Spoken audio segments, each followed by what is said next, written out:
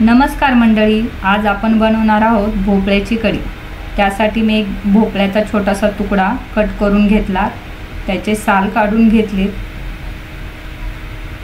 साल काढून झाल्यानंतर त्याचे दोन काप करून छोटेसे तुकडे करून घेतले आहेत। पातेल्यामध्ये पाणी ठेवून भोपळा शिजायला टाकला आहे। खलबत्त्यामध्ये 3 ते 4 मिरची, लसूण, आलं, जिरे, कोथिंबीर वाटून घेऊया। वाटून झाल्यानंतर ते एका वाटीत काढून घेऊ।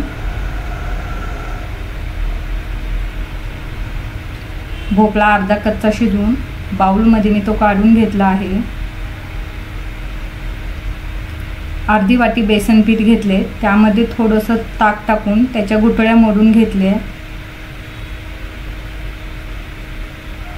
भोपळा, बेसन, तेल, मोहरी, जिरे, हळद, मीठ, आलं लसूण, हिंग आणि हिरवी मिरची फोडणीचं साहित्य। पातेल्यामध्ये तेल टाकले, त्यात मोहरी, जिरं, वाटलेला ठेचा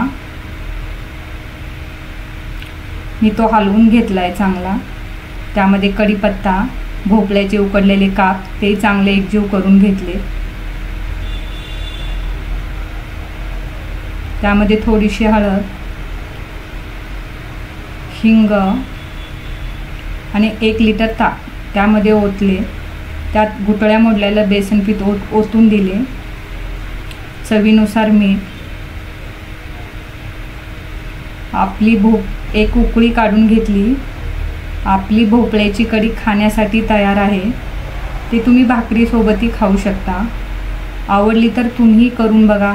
चॅनलला लाईक करा, सबस्क्राईब करा। धन्यवाद।